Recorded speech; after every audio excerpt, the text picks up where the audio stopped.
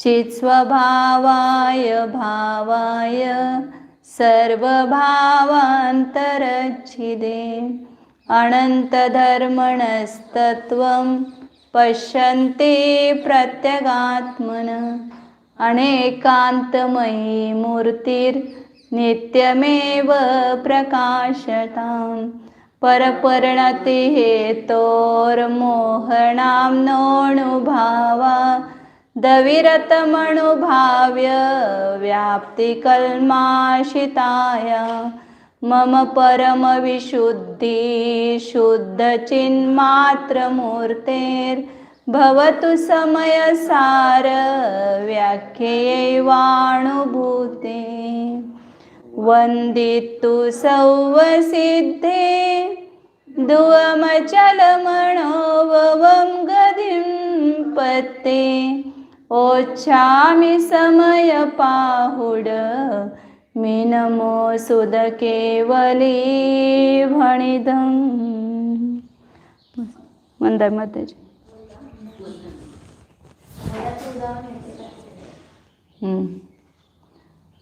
श्री कुंद कुंद आचार्य विरचित समयसार परमागम है।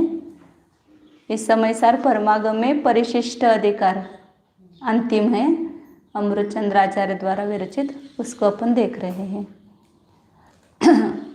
इस परिशिष्ट में ज्ञान मात्र आत्मा को अनेकांत स्वरूप सिद्ध किया और उसके बाद अब उस आत्मा में वो ज्ञान मात्र आत्मा कहते हुए भी आत्मा केवल ज्ञान मात्र नहीं है, उस ज्ञान के साथ अविनाभावी रहने वाले अनंत धर्मों से अनंत धर्मों के समरूप मूर्ति है।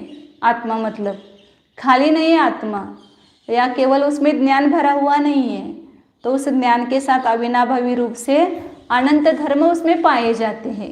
वो अनंत धर्म कैसे हैं? कोई क्रम से प्रवृत्त है, कोई अक्रम से प्रवृत्त है। मतलब जो गुण है त्रिकाली गुण वह अक्रम प्रवृत्त है, ये एक साथ है। अस्तित्व अस्तित्व आदि कैसे परस्पर विरोधी वो भी धर्म अनंत है, और उसके समान ही उसमें क्रम क्रम से होने वाली पर्याय भी है।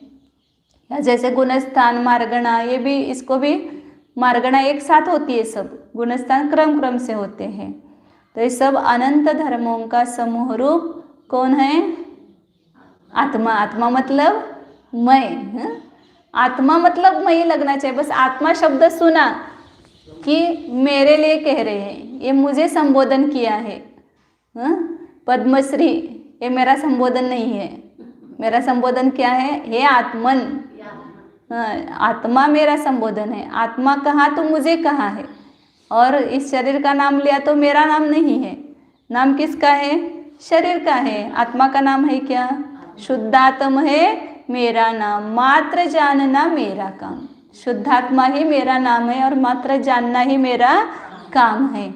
इसलिए आत्मा मतलब मैं, और मैं मतलब अनंत धर्म रूपी समूह की मूर्ति हूँ, अनंत धर्मों का पुंज हूँ, कि जो ज्ञान के साथ अविनाभावी। ऐसा क्यों कहा? क्योंकि इस जड़ में भी अनंत धर्म है, लेकिन वो ज्ञान के साथ अविनाभावी नहीं है, वो तो जड़ रूप है, वो अचेतन है। तो वो अनंत धर्म होते हुए भी अनंत धर्मों की समूह रूप मूर्ति पर एक एक परमाणु जो है अनंत धर्मों का पुंज है। लेकिन यहाँ पर आत्मा जो है वह ज्ञान के साथ अविनाभावी इस प्रकार के अनंत धर्मों से संपन्न है। और उस एक आत्मा में ज्ञान मात्र एक भाव में कितनी शक्तियाँ छिपी हुई है? अनंत शक्तियाँ छिपी हुई है। अनंत शक्तियाँ उसमें उछलती है। जैसे समुद्र में अनंत रत्न होते हैं, ऐसे एक अपने आत्मा में अनंत गुण रूपी रत्न, अनंत शक्ति कहो, अनंत धर्म कहो, अनंत गुण कहो, ये सब है। और वो उछल रहे हैं, अपने को दिखाई नहीं देते हैं, ये ज्ञान कहाँ से? अभी मैंने कहा आप ग्रहण कर रहे हैं, कैसे ग्रहण कर रहे हैं? आप में शक्ति है इसलिए तो ग्रहण कर रहे हैं। ये टेबल कर रहा है क्या ग्रहण? तो इसमें शक्ति है क्या सुनने की? इसको आनंद हो रहा है क्या? इसको अच्छा अच्छा कपड़े से सजाया, इसको सुख हो रहा है क्या? इसमें ये ज्ञान को धारण करने की इसमें शक्ति है क्या? वीर्य है क्या इसमें? नहीं है। मतलब हम में शक्ति है इसलिए उछल रहे हैं ना, हमें ज्ञान हो रहा है, आनंद हो रहा है, हम अपनी शक्ति लगा रहे हैं, पुरुषार्थ कर रहे हैं दुख से छूटने का। तो ये सब है शक्ति, इसलिए वो उछल रही है। इसमें शक्ति नहीं तो वो कैसे उछलेगी? तो इसलिए आ कहते कि एक आत्मा में ज्ञान मात्र भाव के साथ में अनंत शक्तियाँ उछलती हैं। उसमें से पहली शक्ति का कल अपन ने थोड़ा वर्णन देखा था कि पहली शक्ति कौन सी है? याद करना ये सब शक्ति। आत्मद्रव्य हेतुभूत चैतन्य भाव धारण लक्षणा जीवत्व शक्ति ही, त्या शक्ति का नाम दिया है ये। आत्मद्रव्य को कारणभूत, कारणभूत मतलब ये आत्मद्रव्य है, ये कैसे के लिए क्या कारण है? तो चैतन्य भाव, मुझ में चैतन्य भाव है इसलिए मैं आत्मद्रव्य हूँ। तो उस आत्मद्रव्य के लिए कारणभूत कौन है? चैतन्य है।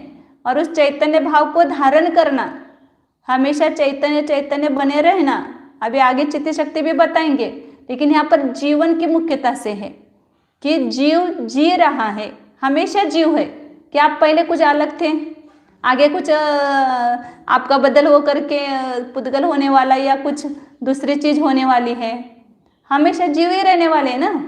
तो जीव का अर्थ क्या? जो जी रहा है, पहले जी रहा था और आगे जिएगा। तो अभी समझो आप मृत्यु हो गई तो आप में जीव है कि नहीं है? जो जीता है उसको जीव कहते हैं। अभी डेथ हो गई तो जीव है कि नहीं है? हाँ, शरीर में जीव नहीं है, जीव में जीव है। तो पहले में भी शरीर में शरीर जीव नहीं था, जीव में ही जीव था, हम मान रहे शरीर में जीव। तो दश प्राणों का वियोग उसको कहते हैं मरण। हाँ, अपन जो जिसको मरण ये संज्ञा दे रहे हैं वो मरण मतलब क्या है? कि इस जीव के साथ 10 प्राणों का संयोग हुआ।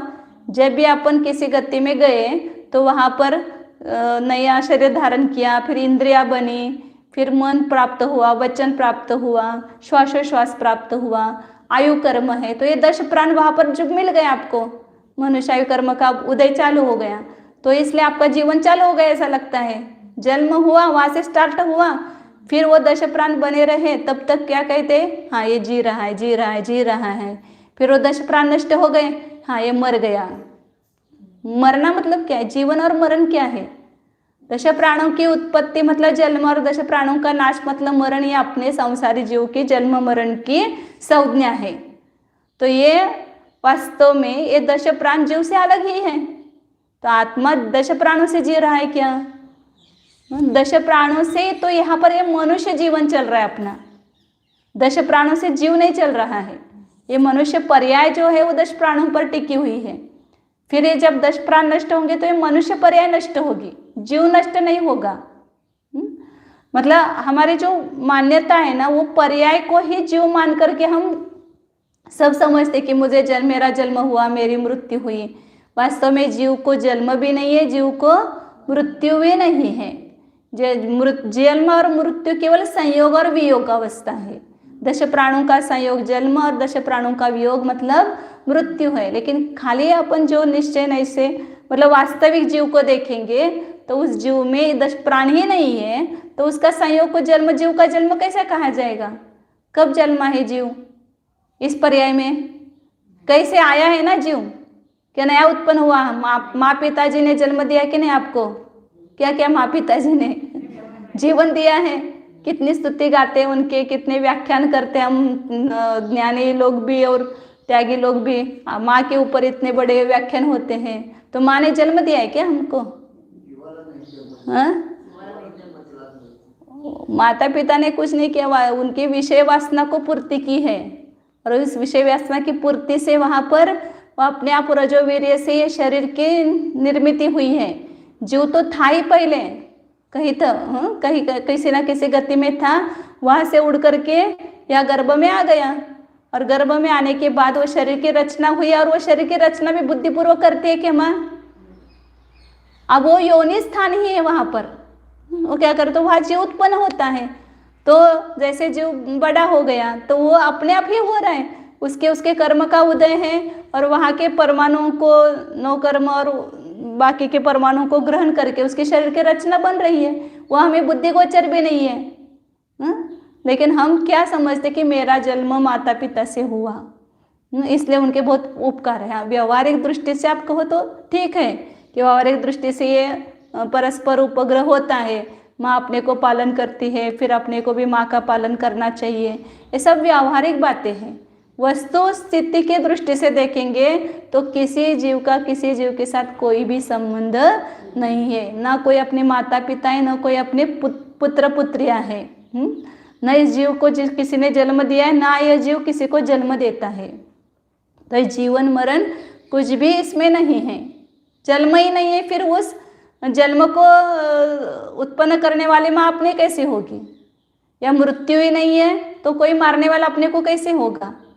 तो जन्म मृत्यु रहित मैं केवल जीवत्व शक्ति से जी रहा हूँ, भले यहाँ मरता हुआ दिखाई देता हुआ भी मैं मरता नहीं हूँ, मेरी जीवत्व शक्ति उस समय भी है, जिस क्षण अंतिम क्षण है समझो मृत्यु का, उस समय जीवत्व शक्ति है कि नष्ट हो गई, है ना जीवत्व शक्ति। उस जीवत्व शक्ति के कारण ही जीव बना रहा, और वो जीव गया अगले भव में, पुनः उस भव में जाकर के उसने दूसरा जन्म धारण कर लिया, लेकिन उस समय भी वो जीवत्व शक्ति से जी रहा है। तो अनादिकाल से मैं जीवत्व शक्ति से जी रहा हूँ, अभी भी जीवत्व शक्ति से जी रहा हूँ, आगे भविष्य काल में भी जीवत्व शक्ति से ही जीऊँगा। मतलब जो मेन चीज़ है उसको हम भूल जाते हैं, और सब निमित्तों को ध्यान रख करके उसी के ऊपर उपचार करके उसी का एहसास मान करके उनका गुणानुवाद करते रहते हैं। तो वास्तव में अपनी जीवत्व शक्ति है, उसकी तरफ हमारा ध्यान ही नहीं है कि मैं क्यों जी रहा हूँ।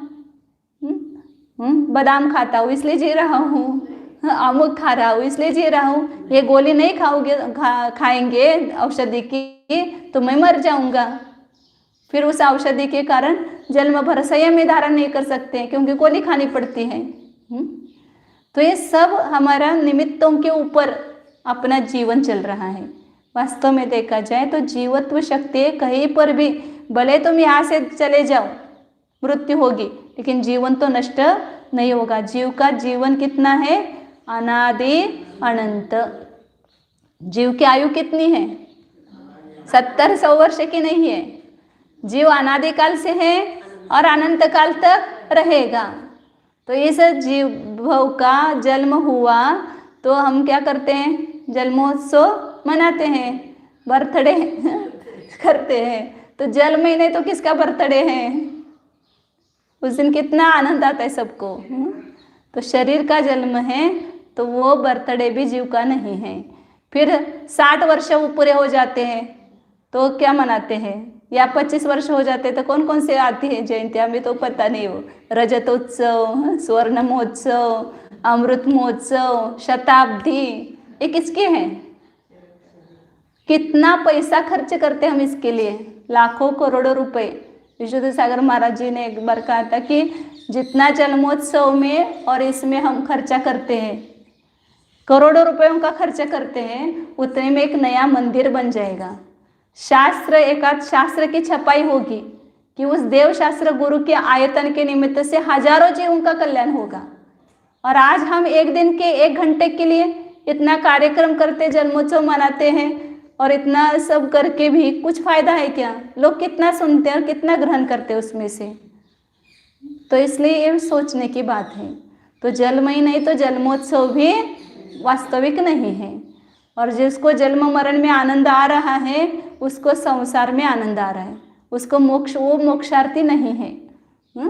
जन्म जयंती किनकी मनाते हैं कि जिन्होंने जन्म मरण का नाश किया या जन्म मरण के नाश पर अग्रसर है, उनकी जयंती मनाई जाती है। संसारी जीवों के जन्म की जयंती नहीं मनाई जाती है। तो जन्म नहीं तो जन्मोत्सव नहीं, मृत्यु नहीं तो मृत्युत्सव नहीं। और अपना कोई बुढ़ापा नहीं है या उम्र अपनी नहीं है, तो ये सुवर्ण महोत्सव आदि का अपने नहीं हो सकते हैं। हाँ, दीक्षा जन्म की रजत जयंती वगैरह मनाना, ये भी क्या है, इस जीवन में आनंद आ रहा है हमें। उल्टा उस समय ऐसा लोग क्या कहते हैं कि 60 वर्ष बहुत अच्छी तरह से बिताए, इसलिए हमने षष्ठाब्दी, भले वो 60 वर्ष में उसने क्या क्या किया पता नहीं, कितने व्यसन किए हैं, कितने लोगों को पीड़ा पहुंचाई है, क्या क्या किया है वो कुछ पता नहीं। खाली हमारे पिताजी के 60 वर्ष पूरे हो गए तो षष्ठाब्दी मनाओ या शताब्दी मनाओ, इस प्रकार ये वो रहते हैं। तो यहाँ पर अपने को वास्तविक देखना है कि ये जीव किस पर जी रहा है। शरीर है इसलिए जीव है ऐसा नहीं, 10 प्राण है इसलिए जीव है ऐसा नहीं, 10 प्राण नष्ट हुए तो भी जीव जिंदा ही है, शरीर नष्ट हुआ तो भी जीव जिंदा है। और जो रागादि विकारी भाव, इस पर भी जीव नहीं जी रहा है, क्योंकि रागादि विकारी भावों का अभाव होने पर भी सिद्धों का जीवन चल रहा है, वो जिंदे हैं। तो इसलिए कहते कि जीवत्व शक्ति, ये जीवत्व शक्ति कहाँ पर है? ये सब शक्तियों का आधारभूत कौन है? शक्तिमान है। हम शक्तियाँ तो पढ़ते हैं और उसका चिंतन भी करते हैं, लेकिन निराधार उसका यदि चिंतन करेंगे तो कुछ भी लाभ नहीं है। ये शक्ति किस में है? उस शक्ति को धारण करने वाला वो अपनी दृष्टि में है, तो उसमें शक्तियों को देख करके हमें अंदर से उल्लास बनेगा। आधार चाहिए ना, शक्ति तो आधेय है। किस में रहती है शक्ति? कहाँ पर है ये जीवत्व शक्ति? बताओ।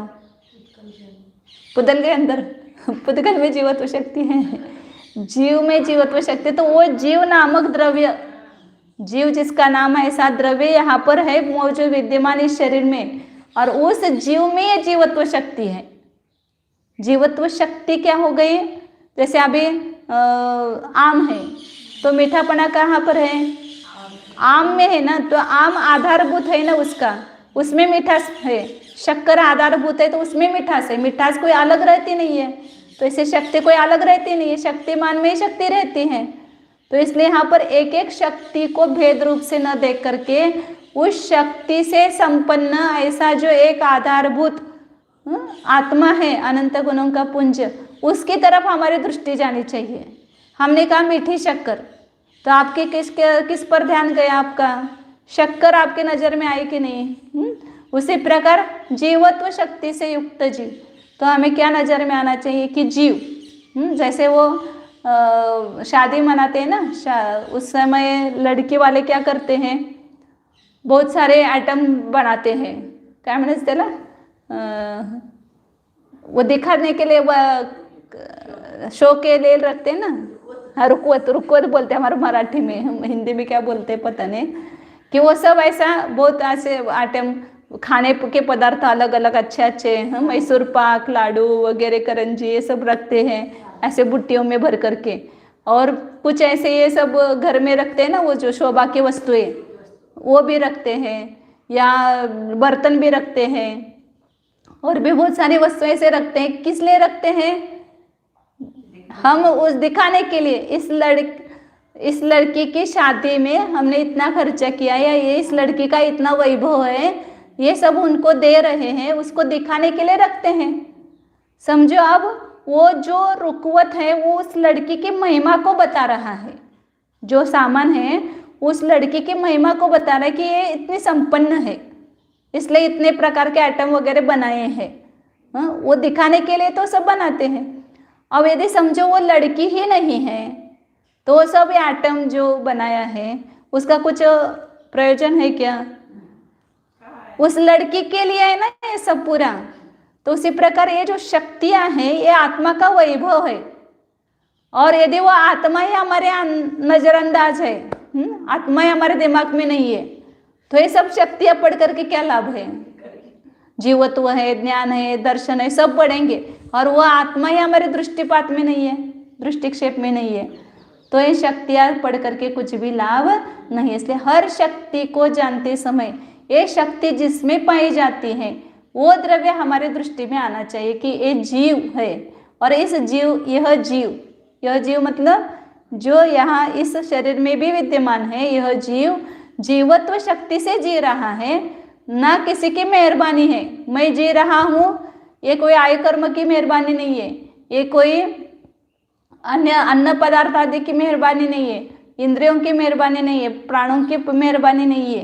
ये मेरी जीवत्व शक्ति की मेहरबानी है कि मैं जीव बना रहा हूँ और मैं चैतन्य भाव को धारण कर रहा हूँ। चैतन्य भाव ये मेरा लक्षण है, मतलब उस जीवत्व शक्ति का लक्षण है, उसको धारण करने वाला मैं जीवत्व शक्ति से जी रहा हूँ। तो इसमें ना जन्म से आनंद होगा, न मृत्यु से दुख होगा, हर्ष विषाद का अभाव ही हो जाएगा ना। जो ज्ञानी जानता है मैं जीवत्व शक्ति से संपन्न हूँ, तो उसको हर्ष विषाद होगा क्या? नहीं, पेड़े बांट देंगे जन्म के बाद और मरने के बाद रोएंगे। तो ये हर्ष शोक किस कारण से है? क्योंकि हमने अपना जीवन उस 10 प्राणों को सौंप दिया कि 10 प्राण है तो मैं हूँ, 10 प्राण नहीं है तो मैं नहीं हूँ। ऐसा मान करके हमने क्या किया है, अपना पूरा जीवन ही पराधीन बना दिया है।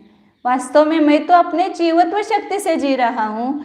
इन अन्य परद्रव्यों की मुझे जीने के लिए क्या आवश्यकता है? ये सब व्यावहारिक मनुष्य पर्याय के लिए सब आवश्यकता है। वास्तव में जीव के लिए कुछ भी आवश्यकता नहीं है। अब सिद्धों के लिए क्या क्या चाहिए जीने के लिए बताओ? सिद्ध जी रहे कि नहीं जी रहे? फिर क्या क्या अच्छा लगता है उनको? खाना पीना, बादाम मैसूर काजू बादाम, कुछ लगता है क्या उनको? फलाहार कुछ भी नहीं लगता है। ना 10 प्राण श्वासोश्वास लगता है, ना आयु कर्म लगते, कुछ भी नहीं है। फिर भी सिद्धों का जीवन अनंत काल तक चलेगा। तो हमें जो अभी ये सब पराधीनता है वो कर्म के कारण है, कर्म बंधन के कारण है पराधीनता। कर्म से जीना होता है। हाँ, मतलब अपनी आयु कर्म इतनी रहेगी हाँ, तो अपन जिएंगे, तो फिर ये खाने पीने की क्यों जरूरत पड़ती है? हाँ, वो मनुष्य शरीर उस पर टिका हुआ है ना। जैसे गाड़ी है, ये सब एक प्रकार के नहीं रहते हैं। किसी गाड़ी को पेट्रोल चाहिए, किसी गाड़ी को डीजल चाहिए, कोई बिना पेट्रोल और डीजल के भी वो गैस के ऊपर भी चलती है, विमान वगैरह सो हवा में भी चलते हैं। तो वो अलग अलग यंत्र जो है अलग अलग सामग्री के से चलता है। तो शरीर भी एक यंत्र है। तो ये मनुष्य और तिरंचे का जो शरीर है ये अन्न और पानी पर टिकता है।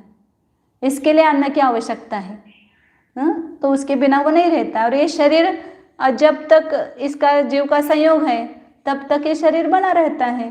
तो इसलिए जीव और शरीर एक अवगाहन रूप से रह रहे हैं, दोनों का परस्पर में संश्लेष संबंध है, इसलिए उनके साथ में ये सब लगे हुए हैं। वास्तव में इस यहाँ पर अपना विचार जीव का चल रहा है। जीव कैसा है वो जानना है, संयोग नहीं जानना है। ये संयोग जनित पर्याय है, जो दिख रही है वो दोनों के संयोग जनित पर्याय है। लेकिन इस संयोग जनित पर्याय को ही हमने अपना वास्तविक स्वरूप माना है, इसलिए संसार में भटक रहे हैं। अभी अपने को संसार में नहीं भटकना है, इसलिए वास्तविकता जाननी है। हम भ्रम में जी रहे हैं ना, भ्रम नष्ट नहीं हो रहा है, इसलिए हमारा दुख नष्ट नहीं हो रहा है। दुख सब भ्रम के कारण से ही है कि हमारा ये भ्रम है कि ये पर्याय मतलब मैं हूँ, मैं स्त्री हूँ, मैं मनुष्य हूँ। इस प्रकार का हमारा भ्रम बैठा हुआ है। तो ये भ्रम मिटाने के लिए जीव का जो वास्तविक जीवन है, जीव की जो वास्तविक शक्तियाँ है, वास्तविक गुण है, उसको हमें जानना है। उसको वास्तविक जानेंगे तो जीव का असली स्वरूप हमें ख्याल में आएगा, और जीव का असली स्वरूप हमें ख्याल में आएगा तो हम उसको जान करके उसमें ही तन्मय होकर के एक सुख का आनंद करेंगे। और अपनी वास्तविकता न पता होने से, जैसे नाटक में कोई पार्ट करता है और उसी को अपना असली स्वरूप मान बैठेगा तो क्या होगा? अलग अलग नाटक में अलग अलग पार्ट करता है तो उसके साथ में तन्मय होगा तो दुखी ही रहेगा। वो जानता है कि मैं केवल पार्ट अदा कर रहा हूँ, इस रूप में नहीं हूँ, ऐसा जानता है कि नहीं? हर बार जब भी पाठक नाटक में पार्ट करता है, सीता का पार्ट हमने किया था तो उस समय हम क्या जान रहे थे कि हम सीता नहीं है, ये नाटक की सीता है, वास्तविक सीता मैं नहीं हूँ। तो इसी प्रकार जीव जानता है, ज्ञानी जानता है कि मैं वास्तविक मनुष्य नहीं हूँ, मनुष्य का पार्ट कर रहा हूँ। मैं वास्तविक स्त्री नहीं हूँ, मैं स्त्री का पार्ट कर रहा हूँ। मैं वास्तविक उद्योगपति नहीं हूँ, उद्योगपति का पार्ट कर रहा हूँ। मैं वास्तविक माँ नहीं हूँ, मैं माँ का पार्ट कर रही हूँ। मैं वास्तविक गुरु नहीं हूँ, मैं गुरु का पार्ट कर रहा हूँ। मैं तो जीव हूँ, मैं तो जीने वाला हूँ, मुझ में तो ये ज्ञान दर्शन आदि अनंत धर्म भरे हुए हैं। ऐसे ये वास्तविकता अपनी जब जानेंगे तब इन सब संयोगों में या इस सब संयोगजनित पर्यायों में, संयोगिक भावों में हमारी आस्था नहीं रहेगी, उससे आस्था टूट जाएगी। तो इसलिए पहली शक्ति जानना क्या है, मैं कैसा हूँ, जीवत्व शक्ति। मैं को देखो, फिर जीवत्व को जानो तो आनंद आएगा। मैं हमें पता नहीं है तो मैं जीवत्व शक्ति से संपन्न हूँ, कौन है ये पता नहीं ना, किसके बारे में वर्णन चल रहा है वही हमें पता नहीं। लड़की ही नहीं है और उसका सब सामान रख दिया है तो वो कोई उस महत्व नहीं रखता है। तो पहले यहाँ पर एक अमूर्तिक अनंत धर्म का समूह स्वरूप निज आत्मा है और इसमें यह निज आत्मा जीवत्व शक्ति से जी रहा है। इसको जीने के लिए अन्य किसी की भी आवश्यकता, इसको जानकर ही वे सिद्ध बने हैं। उन्होंने जाना कि मुझे किसी की आवश्यकता नहीं है और ऐसे स्वावलंबन से उन्होंने जीवन जिया, इसलिए सभी पराधीनता छोड़ करके निर्विकल्प समाधि में स्थित हो गए और उस निर्विकल्प समाधि से उनको ये अवस्था प्रकट हुई। और हम लास्ट तक ऐसा जानते रहेंगे, नहीं शरीर अन्न का कीड़ा है, मुझे चाहिए अन्न, मुझे खाना चाहिए, मुझे पीना चाहिए, मुझे ऐसा करना चाहिए, ऐसा यदि चाहिए करके उसकी श्रद्धा उपादेय बना रखेंगे तो कभी भी इसका अभाव करके हम सिद्ध नहीं बन पाएंगे। अंतरंग में इसकी तो सबकी हेयपन आना चाहिए और एक मुझे अपने स्वतंत्र अपने अस्तित्व पर ही मुझे बने रहना है, ये मेरा अस्तित्व है, ये वास्तविक मेरा अस्तित्व नहीं है। ऐसा इस प्रकार अंदर में भाव भाषण होता रहेगा तो एक दिन हम इस संपूर्ण पराधीनता से छूट जाएंगे, फिर हमें किसी की आवश्यकता नहीं रहेगी, ना अन्न की, पानी की, ना प्राणों की, ना शरीर की, ना इंद्रियों की, ना स्त्री पुत्र मित्रादि की, वो तो पहले ही छूटेगी। स्त्री पुत्र मित्रादि की उसको छोड़ करके तो हम मुनि बनेंगे, पहले वो मुनि अवस्था आ जाएगी। फिर मुनि अवस्था में भी जितना हो सके मुझे क्यों अन्न लेने की जरूरत है, तो फिर उससे भी हेपना उनको आता है, तो उसका भी अवलंबन छोड़ करके अपने निर्विकल्प समाधि में स्थित होकर के सिद्धावस्था को, पहले अरंत अवस्था को प्राप्त करके सिद्धावस्था प्रकट होते हैं। मतलब इन शक्तियों से युक्त अपने को जानेंगे तभी वो सिद्ध अवस्था अपने को प्राप्त होने वाली है। तो इसलिए क्या जानना है, मैं कैसे जी रहा हूँ, मैं को देखो। फिर ये अपन मैं मतलब मनुष्य रखते हैं, इसलिए सत्यता भाषित नहीं होते। मैं तो खा रहा हूँ, पी रहा हूँ, मैं कैसा बिना खाए पीना हूँ, मैं तो निराहार स्वाभाविक को कौन अनुभव करेगा कि जो शरीर से भिन्न अपने जीव को जानेगा। यहाँ अमूर्तिक चैतन्य मूर्ति ऐसा जीव है, वो जीवत्व शक्ति से जी रहा है, वो अन्न पानी से नहीं जी रहा है, वो 10 प्राणों से नहीं जी रहा है। ये सब सत्यता तभी भाषित होती है कि जब हम अपने असली स्वरूप को देखते हैं। उसका अनुभव किए बिना ये बातें गले नहीं उतरती है। नहीं तो बाहर का से सब देख रहे, सब खा रहे पी रहे हैं, तो इसी से हमारा जीवन चल रहा है, ऐसा ही लगता है। दवाई नहीं लेंगे तो मरेंगे कि नहीं मरेंगे। ठीक है, तो ये जीवत्व शक्ति का निरंतर अपने में जीवत्व शक्ति है, इसका भान करो, इसका पुनः पुनः घोलन करो, चिंतन करो, तो अपने को फिर परद्रव्यों के ऊपर हम बहुत कम हो जाएगी निर्भरता। हम इतने अब परद्रव्यों के अधीन है, बस एक नहीं तो मेरा जीवन नहीं चलता है। अभी नहीं सुबह पानी पिया तो मेरा जीवन नहीं चलता, ऐसा लगता है। अभी मन से एक पानी पीना ही नहीं मुझे तो सुबह, तो कुछ लगता है क्या? कुछ भी नहीं लगता है। तो इन सब ये व्रत लेना मतलब परद्रव्यों से निवृत्ति करना है। व्रत क्या करते हैं अपने को, और लोगों को उल्टा क्या लगता है, व्रत लेते तो बंधन में पड़ते हैं, तो बहुत आकुलता होती है। जितना व्रत धारण करो उतनी निवृत्ति होती जाती है। बस मुझे एक अवलंबन छूट गया, 4 बार खाना था, 2 अवलंबन छूट गए, अब 2 ही बार खाना है, तो वो भी अवलंबन छोड़ना है। ऐसे धीरे धीरे उससे क्या होती है, व्रतों से अपने परद्रव्यों से निवृत्ति होती है। तो जीवत्व शक्ति को जानना है कि मैं जीवत्व शक्ति से अभी जी रहा हूँ, पहले भी जीवत्व शक्ति से ही जिया हूँ और आगे भविष्य काल में भी जीवत्व शक्ति से ही जीऊँगा। दूसरी शक्ति अब चित्ती शक्ति। पहली जीव शक्ति कौन सी है, किस में है, मुझ में है। ऐसा जोर आना चाहिए, मुझ में है, आत्मा में नहीं, मुझ में है वो जीवत्व शक्ति। मैं जीवत्व शक्ति से सदैव जीऊँगा, मुझे कभी भी मरण आएगा नहीं। अब दूसरी शक्ति कौन सी है? चिति शक्ति। उसका लक्षण बताते, अजड़त्वात्मिका चिति शक्ति। उसका लक्षण किया, जीवत्व शक्ति का लक्षण क्या? हम जिंदा है मतलब क्या है कि चैतन्य भाव को धारण किए हुए हैं।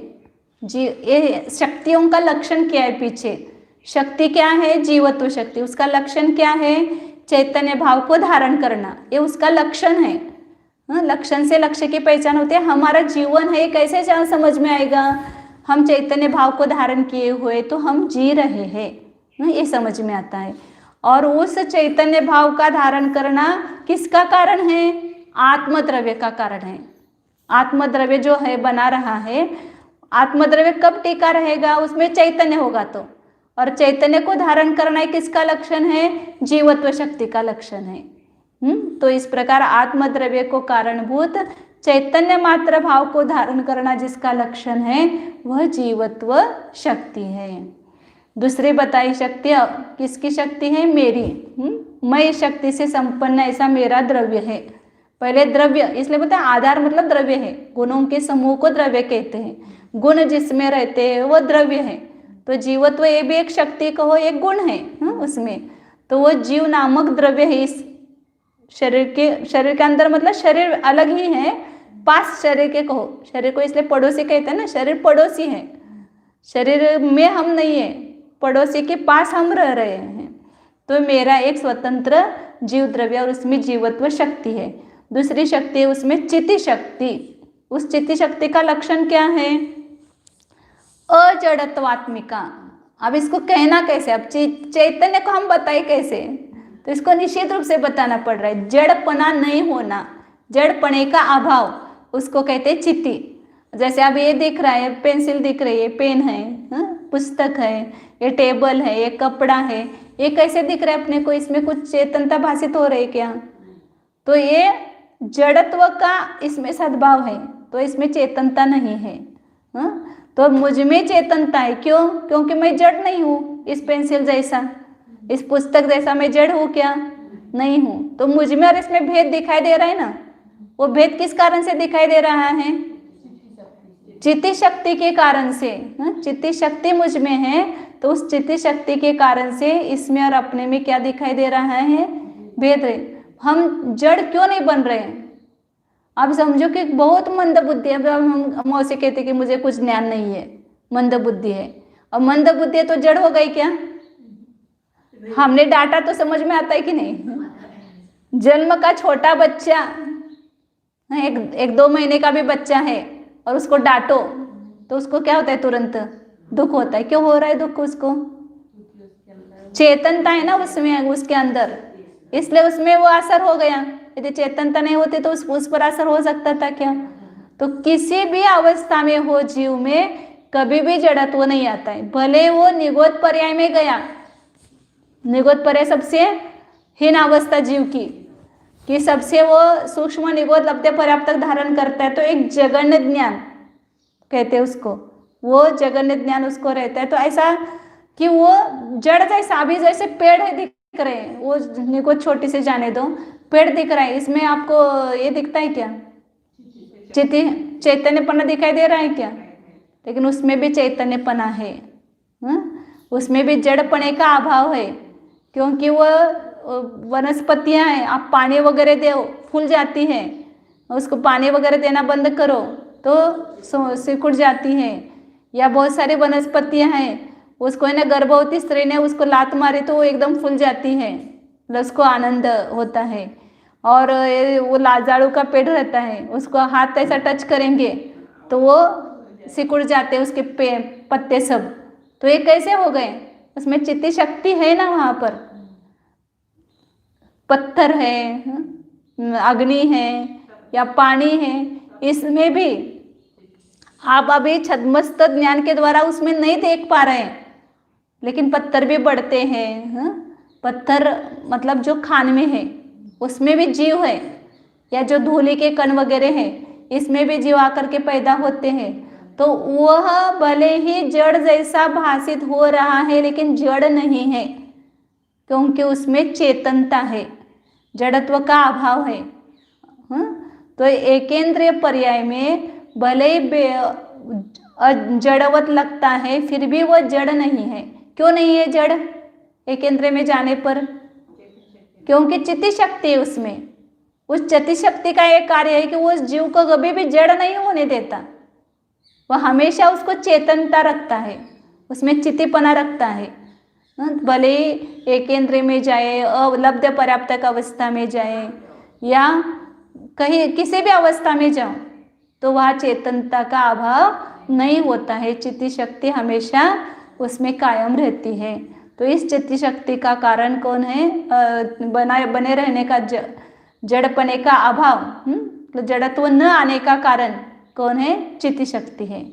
इसलिए कहते हैं ना, जीवत्व से ही आत्मा जीता सदा मरता नहीं, चित्ती शक्ति से चेतन रहे, जड़ वह जड़ कभी होता नहीं। इन शक्तियों का ही किया है, उपद्य किया है कि जीवत्व से ही आत्मा जीता, मतलब मैं जीवत्व शक्ति से जी रहा हूँ। जीवत्व शक्ति से, जीवत्व शक्ति नहीं, वो गलत हो गया। मतलब मैं जी रहा हूँ, मैं कभी भी मरता नहीं हूँ, और चित्ती शक्ति से ही मैं सदा चेतन रूप हूँ, कभी जड़ रूप होता नहीं हूँ। ऐसी शक्ति किसमें है? ये चेतनता किसमें देखना है? अपने प्रदेशों में। मेरे अमूर्तिक प्रदेश है और उस अमूर्तिक प्रदेशों में ये चेतनपना है, अजड़त्वात्मिका है।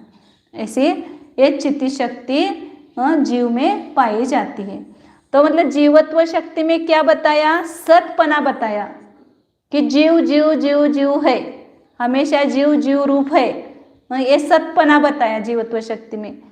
जीवन बताया उस जीव का, वो जीवन किस टाइप का है उसका, उस जीवन का विशेषता ये बताए कि चेतन रूप जीवन है। पुद्गल भी पुद्गल रूप रह रहा है हमेशा के लिए, लेकिन वो उसका जो जीवन है उस पुद्गल का, वो किस रूप है? जड़ रूप है, स्पर्श रस गंध वर्ण रूप है। धर्म अधर्म आकाश द्रव्य उनका भी जीवन चल रहा है, लेकिन वो जीवन कैसा है? उनका जीवन मतलब परिणमन चल रहा है, लेकिन वो सत रूप जो परिणमन है उसमें चेतनता नहीं है। तो चित्ती शक्ति जीव के जीवन को बताती है कि जीव का जीवन कैसा है? चैतन्य स्वरूप है। वो कभी भी चैतन्य शक्ति से नाश नहीं, चैतन्य शक्ति कभी भी नष्ट नहीं होती है, हमेशा जीव चेतन रूप बना रहता है, कभी भी जड़ नहीं होता है। भले बेहोश हो जाए, बेहोश अवस्था में जीव रहता है कि नहीं रहता है? तो उस समय भी जीव का जीवत्व चेतनपना उसमें है। बेहोश होने के बाद जैसे अपन रात में सोते हैं, फिर सुबह उठते देखते तो हम है कि नहीं है? तो रात के पहले, सोने के पहले की अवस्था भी हमें याद आती है सुबह उठते ही। हाँ, मैं 10 बजे सोया था, फिर उसके बाद मुझे इतने देर तक नींद नहीं आई, फिर उसके बाद मुझे नींद लगी, फिर नींद में मैंने ये सपने देखे। ये सब क्यों आ रहा है आपको याद सुबह? तो चेतनता चल रही ना, उसमें चित्तीपना है। जड़ हो जाता तो याद आता क्या हमें? तो सोने के बाद भी जीव जड़ बना हुआ नहीं है। बेहोश अवस्था में भी जीव, बेहोशी के पहले की जो अवस्था है वो बेहोशी के बाद याद आती है। मतलब बेहोशी जब चले जाती है ना, तो वो याद आता है मैं ऐसा ऐसा कर रहा था, तब मुझे एकदम चक्कर आ गई, मैं बेहोश हो गया, फिर उसके बाद मुझे क्या हुआ पता नहीं चला। लेकिन उस अवस्था में भी उसकी चेतनता बनी रही, इसलिए वो बाद में याद आता है। वो रामायण में देखा होगा प्रसंग, लक्ष्मण को वो शक्ति लगी और बेहोश हो गए ना लक्ष्मण, उसका बाण लगा इंद्रजीत का और वो बेहोश हो गया। फिर वो सब बहुत प्रयत्न किया उसको जगाने के लिए, उसको होश आने के लिए।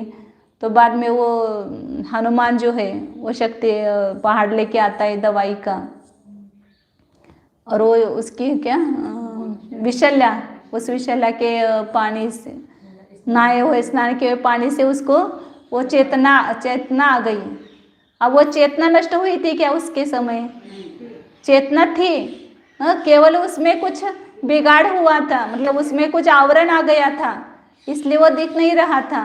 लेकिन जब वो होश में आया तुरंत क्या बोला, इंद्रजीत। मतलब उसको ये उसमें याद रहा था कि इंद्रजीत के बाण से मेरी मूर्छा आ गई, तो उसको उड़ते ही एकदम इंद्रजीत के प्रति द्वेष उत्पन्न हुआ। मतलब उसमें चेतनता नष्ट नहीं हुई थी, बेहोश अवस्था में वो अंदर चल रहा होगा उसके।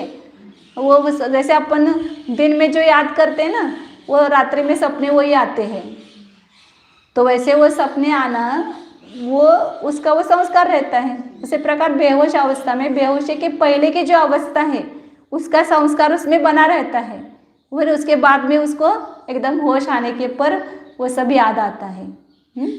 तो इसलिए निद्रा अवस्था हो, एकेंद्र अवस्था हो, मूर्छित अवस्था हो, एक अंडे में रह रहा हो जीव, किसी भी अवस्था में हो, चेतनता नष्ट नहीं होती है, क्योंकि जीव में चिति शक्ति है। वो चिति शक्ति, हर शक्ति अनादि अनंत है। जैसे जीव अनादि अनंत है, ऐसे इस प्रकार उसकी शक्ति भी अनादिकाल से है और अनंत काल तक है। तो मुझ में चिति शक्ति, तो मुझे डरने की क्या आवश्यकता है। कोई भी कुछ भी हो जाए, मैं चेतन ही बना रहूँगा, कभी भी जड़ नहीं होऊंगा। तो इस चिति शक्ति के कारण मुझे कोई भी व्यक्ति मुझे जड़ नहीं बना सकता है या मेरा नाश नहीं कर सकता है, मैं हमेशा बना रहूँगा। इस प्रकार का चिंतन जरूर करना है। दो शक्ति याद करना है क्या, आत्मद्रव्य हेतु भूत चैतन्य भाव धारण लक्षणा जीवत्व शक्ति ही, अजड़त्वात्मिका चिति शक्ति ही, जड़त्व का अभाव, जड़पणे का अभाव, ये चिति शक्ति है। उसको समझाने के लिए, जैसे अभी क्षमा में समझ में नहीं आती है तो कैसे समझाते हैं, क्रोध न करना, ये जड़ हमें दिखाई दे रहा है ना, तो ये जड़ तो समझ में आ रहे हैं, तो ऐसे जड़ न होना वो चेतनता है। यह हमको नास्तिक की भाषा में समझाया, चेतनता। अभी चेतन चेतन बोले तो क्या चेतन, ऐसे समझ में नहीं, तो ऐसा जड़ न होना ये चेतनता है। ये जैसे शरीर या इतर पदार्थ जड़ दिख रहे हैं, ऐसा जीव जड़ नहीं है। वो कैसा है, अजड़ है, वो चित्ती शक्ति है। तो इसलिए चित्ती शक्ति का लक्षण उन्होंने किया कि जड़पने का अभाव। जड़पना क्या है कि चेतनता का अभाव, वो जड़पना, और जड़पने का अभाव चेतनता, चित्ती शक्ति है। तो इस प्रकार अपनी चित्ती शक्ति को जान करके हमें सदैव सुखी रहना चाहिए। मुझ में चेतनता है तो मुझे क्या डरने की आवश्यकता है, मुझे और अन्य किसी के सहायता की क्या आवश्यकता है, चेतनता बने रहेगी। जीवत्व शक्ति है तो मेरा जन्म नहीं, मृत्यु नहीं, तो मुझे भय नहीं है, तो मैं निर्भय स्वरूपी हूँ। इस प्रकार अपनी शक्तियों को चिंतन करना, घोलन करना, उसको अपने में देखना उस शक्तियों को, तो वो आनंद आएगा। आंखें बंद कीजिए, जानिए इन शक्तियों से संपन्न अपने जीव द्रव्य को जानिए। देखिए जिसका ये वर्णन चल रहा है, जिसमें यह वैभव पाया जाता है, उस आधारभूत शिला को तो देखिए, उस आधारभूत जीव द्रव्य को जानिए। शक्तियाँ आधेय है और इन शक्तियों का आधार यह जीव द्रव्य है। अंदर अपने उपयोग को ले जा करके उस जीव को जानिए। ये बाहर से दिखाई देने वाला काला गोरा शरीर, सप्त धातु का पिंडमय शरीर, ये जीव नहीं है।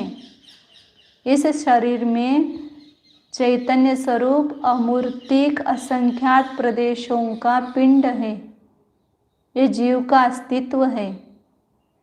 ये जीव मैं हूँ। भावभाषण कीजिए।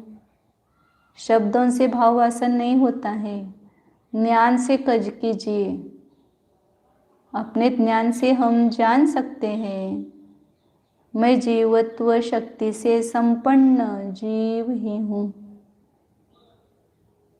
उन जीव के प्रदेशों को और उसके गुणों को ग्रहण कीजिए तो जीव का ग्रहण होता है। यह मैं अनादि अनंत एक जीवत्व शक्ति से ही जी रहा हूँ। पहले भी जिया था, आगे भी जीऊँगा। चैतन्य ही मेरा प्राण है, अन्य कोई मेरा प्राण नहीं है। मैं चैतन्य प्राण से ही जीता हूँ।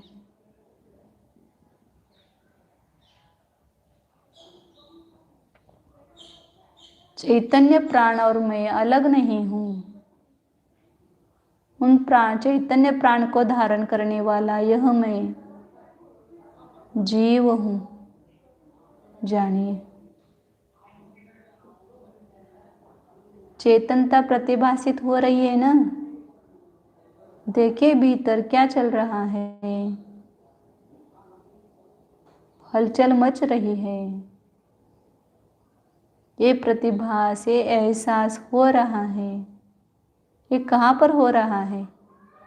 इस जड़ शरीर में नहीं, इस चेतन जीव में हो रहा है। जिसमें प्रतिभास हो रहा है यही मैं हूँ। प्रतिभासात्मक पदार्थ हूँ। ये प्रतिभासात्मक पदार्थ जीवत्व शक्ति से संपन्न है। उसको जगाने के लिए अन्य परद्रव्य की आवश्यकता ही नहीं है। मुझे जीने के लिए जीवत्व पर्याप्त है। मैं चिति शक्ति से संपन्न हूँ। मेरे संपूर्ण प्रदेश चैतन्यमय है। मैं अनंत धर्म स्वरूप चैतन्य की मूर्ति हूँ। आहा,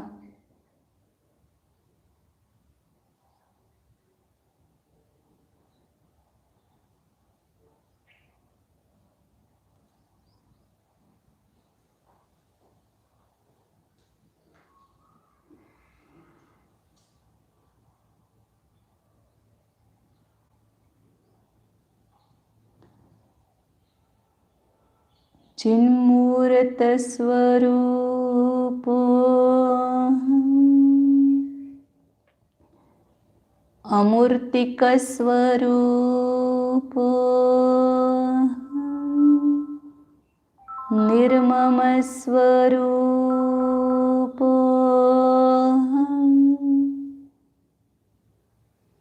जीवत्व शक्ति संपन्न स्वरूप चिति शक्ति संपन्न स्वरूप टंकोत्कीर्ण ज्ञायक स्वरूप निर्मम स्वरूप शुद्धोऽहम् एकोऽहम् ध्रुवोऽहम्